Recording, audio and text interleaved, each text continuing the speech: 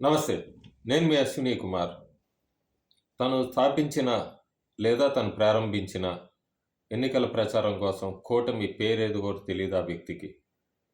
ఇండీ ఏలియన్సా అంటే జర్నలిస్టు అడిగిన ప్రశ్నకి ఇండీ కాదు ఇండియా ఏలియన్స్ అని సమాధానం ఇవ్వటం. ఇండియా ఏలియన్స్‌లో ఇండియాలో ఏ అంటే ఏంటి అంటే తడుముకొని మళ్ళీ ఏ అంటే ఏలియన్స్ అని అదే సమాధానం చెప్పిన వ్యక్తి ప్రస్తుతం అమెరికాలో ఈ వ్యక్తి ఏ దేశానికి చెందినవాడు, భారతదేశానికా, పాకిస్తాన్‌కా అంటూ కూడా శాన్ ఫ్రాన్సిస్కో ఓ పెద్ద న్యూస్ ఐటెమ్ రాయటం based news paper. Rahul Gandhi భారతదేశం నుంచి వచ్చాడా, పాకిస్తాన్ నుంచి వచ్చాడా? ఇలా భారతదేశ పరువును విదేశీ గడ్డ మీద తీసేస్తున్న ప్రతిపక్ష నాయకుడు అసలు ఎందుకు అమెరికా పర్యటన పెట్టుకున్నాడు? అమెరికా వారికి ఎవరు పిలిచారు? అమెరికా పర్యటనకి ఆయనే ముందుగా ఆయన అనుచరులు వెళ్ళి ఒక గ్రౌండ్ ప్రిపేర్ చేసి అమెరికా యాత్ర భారత్ మినీ జోడో యాత్ర కిందని ఒక పెద్ద ప్రోగ్రాం కింద అరేంజ్ చేసినట్టుగా ప్లాన్ చేసి ఈయనతో అక్కడ నడిపిస్తున్న కథ ఏంటి, దీని వెనక ఎవరున్నారు, ఈ డీప్ స్టేట్ ఏం చేస్తుంది మొత్తం అంతా, అమెరికన్ డీప్ స్టేట్. కనీసం వాళ్ళకి భారతదేశం మీద, భారతదేశ ఎదుగుదల మీద ఖచ్చితంగా అమెరికాకు అసూయ ఉంటుంది. కానీ మన భారతదేశ ప్రతిపక్ష నాయకుడు అక్కడికి పోయి మీడియాను ఉద్దేశించి రోజుకొక వివాదాస్పద వ్యాఖ్యలు, ఒక్కొక్క కమ్యూనిటీని టార్గెట్ చేయాల్సిన అవసరం ఏంటి? సిక్కుల మీద మొదలుపెట్టారు. సిక్కులు పగిడి దాని గురించి కూడా సర్కాస్టిక్గా మాట్లాడాడు ఆయన. దాని మీద ప్రస్తుతం భారతదేశంలో ఢిల్లీలో ప్రొటెస్టులు నడుస్తున్నాయి సిక్కులు ఆయనకు వ్యతిరేకంగా. ఎస్సీ ఎస్టీలకు వ్యతిరేకంగా మాట్లాడారు. 2024 లోక్సభ ఎన్నికల ముందు ప్రధానమంత్రిగా నరేంద్ర మోడీ గెలిస్తే రాజ్యాంగాన్ని మార్చేస్తారు, రిజర్వేషన్లు ఎత్తివేస్తారు అని చెప్పిన వ్యక్తి ఈరోజు అమెరికా గడ్డ మీద కూర్చొని మేము అధికారంలోకి వస్తే రిజర్వేషన్లు ఎత్తేస్తామని చెప్తున్నాడు. ఎంత ద్వంద్వ ఇది! భారతదేశం మీద ఎందుకు ఇంత విద్వేషం? ఎవరైనా నాయకుడు మాట్లాడేటప్పుడు ప్రస్తుతం భారతదేశంలో ఒక పక్క రైలు యాక్సిడెంట్ల వెనక కుట్రలు ఎలా ఉన్నాయి బయటపడుతున్నాయి. లోక్సభ మొత్తం సెక్షన్స్ నడుస్తున్నప్పుడు రైల్వే మంత్రి రాజీనామా చేయాలి అంటూ కూడా విరుచుకుపడిన ప్రతిపక్ష నాయకులంతా కూడా ఈరోజు ఈ కుట్ర బయటపడ్డాక సైలెంట్గా ఎందుకున్నారు? మరి ఆ రోజు ఆయన రైల్వే మంత్రి రాజీనామా చేయమన్నప్పుడు ఇప్పుడు బయటపడిన కుట్రలు, వీటి వెనక ఎవరున్నారు అన్నది ఆ ప్రతిపక్ష నాయకులే మాట్లాడాలి. ప్రతిపక్ష నాయకుడు రాహుల్ గాంధీ అక్కడ కూర్చొని మాట్లాడడం, దానికి భారతదేశంలో ఉన్న కాంగ్రెస్ నాయకులు మాట్లాడితే తప్పే ఉంది? ఆయన ఏమన్నా ప్రధానమంత్రి హోదాలో మాట్లాడుతున్నారా? ప్రధానమంత్రి హోదాలో మాట్లాడితే తప్పు అంటూ కూడా ఆయన సమర్థించడం ఎంతవరకు సమంజసం? ఆ కాంగ్రెస్ నాయకులు ఆలోచించుకోవాలి. చాలా ఆశ్చర్యం వేస్తుంది ఒక్కొక్క స్టేట్మెంట్స్ చూస్తుంటే. మొత్తం భారతదేశాన్ని భాషల పరంగా, కులపరంగా, మతపరంగా, అంతేకాకుండా ఈయన వెళ్ళి సపోర్ట్ చేస్తున్నది ఎవరిని? అక్కడ ఈయన ఎవరితో కలుస్తున్నాడు? అంతా ఒక్కొక్క ఫోటో చూసుకుంటే ఇలాన్ ఒమర్ ఎవరు? భారతదేశానికి వ్యతిరేకంగా యాంటీ ఇండియా రెజల్యూషన్ యుఎస్ కాంగ్రెస్లో పాస్ చేసిన ఆవిడ, ఆర్టికల్ 370కి వ్యతిరేకంగా మాట్లాడిన ఆవిడ.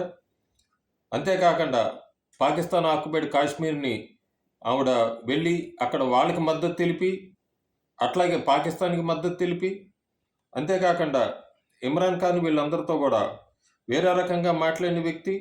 వీళ్ళందరితో, ఇలాంటి వాళ్ళతో రాహుల్ గాంధీ కలిసి అక్కడ ఏం ప్లాన్ చేస్తున్నారు ఇవన్నీ. అంతేకాకుండా ఇంకొక ముసాఫిల్ ఫజల్, ఒక బంగ్లాదేశ్ జర్నలిస్టు, ముష్ఫికల్ ఫజల్ అన్సారీ, ఈయన పూర్తిగా భారత వ్యతిరేకి. భారత్లో 2024 లోక్సభ ఎన్నికల్లో అంతకుముందు జరుగుతున్నంతప్పుడు భారతదేశానికి వ్యతిరేకంగా ఆర్టికల్స్ రాసేవారు. భారతదేశపు ఎలక్టోరల్ ప్రాసెస్ని వ్యంగ్యంగా కార్టూన్లు గీసేవాడు ఈయన్ని రాహుల్ గాంధీ ఎందుకు కలుసుకున్నారు? ఈయన రాహుల్ గాంధీతో ఏం చర్చలు జరిపారు? ఇవన్నీ కూడా నేను ఈ వీడియోలో మాట్లాడుతున్నది కాదు, భారతదేశ ప్రజలు అడుగుతున్న ప్రశ్నలు. రాహుల్ గాంధీ అంతేకాకుండా సెబీ మీద చేసింది మహేంద్ర క్లియర్గా ఖండించింది. దాని గురించి కూడా ఆయన సమాధానం చెప్పాలి. ఏదో భారతదేశంలో ఒక ఆరోపణ చేసేయటం, అమెరికా వెళ్ళి కూర్చుంటాం, అమెరికాలో అక్కడ జర్నలిస్టులతో, మీడియాతో ఉద్దేశించి మాట్లాడుతూ భారతదేశం మీద రాయి వేయటం. ఇది ప్రతిపక్ష పాత్ర? ప్రతిపక్ష నాయకుడు ఫాలో అవ్వాల్సిన పాత్ర ఇదేనా? రోల్ ఇదేనా? అనేది ఆయన ఆలోచించుకోవాలి. అంతేకాకుండా సిక్కులకి ఆయన కాంట్రవర్షియల్ కామెంట్స్ చేసినప్పుడు దానికి ఆయన మద్దతు తెలపటం, ఇదంతా కూడా ఎటు వైలెంట్‌కి ప్లాన్ చేస్తున్నారు, ఏం చేస్తున్నారు అనేది కూడా మనం ఒకసారి ఆలోచించుకోవాలి. రాహుల్ గాంధీ ముఖ్యంగా ఆలోచించుకోవాలి. అందుకే అమెరికన్ సింగరు మ్యారీ మెల్బర్న్ ఎప్పుడో క్లియర్‌గా చెప్పింది. భారతదేశ ప్రజలకి, భారతదేశానికి వ్యతిరేకంగా మాట్లాడుతున్న వ్యక్తిని ఎలా మద్దతు ఇస్తారు అంటూ కూడా రాహుల్ గాంధీని సూటిగా ప్రశ్నించింది మెల్బర్న్. అంతేకాకుండా ప్రధానమంత్రి నరేంద్ర మోడీకి వ్యతిరేకంగా ఎన్ని కుట్రలు జరిగినాయి ఏంటి అనేది దాని మీద పెట్టాలంటే ఇప్పుడు ఒక 45 నిమిషాల నుంచి గంట పడుతుంది. ఎన్నిసార్లు అటెంప్ట్ జరిగినాయి మోడీ మీద, ఎన్నిసార్లు ఆ దాడి నుంచి ఆయన తప్పించుకున్నారు బయట మీడియాకి రాకుండా, దీని వెనక ఎవరి పాత్ర ఉంది? ఇంకో పక్క ఎప్పుడు మనం గత 10 సంవత్సరాల్లో చూడలేదు, గుజరాత్లో గణేష్ వినాయక చవితి సందర్భంగా, వినాయకుడి ఉత్సవాల సందర్భంగా రాళ్ల దాడి. కర్ణాటక మాండ్యాలో చూస్తున్నాము క్లాషెస్. ఎక్కడి నుంచి తీసుకొస్తున్నారు ఇవన్నీ? అంటే స్లోగా మత విద్వేషాలు రెచ్చగొడుతున్నారు.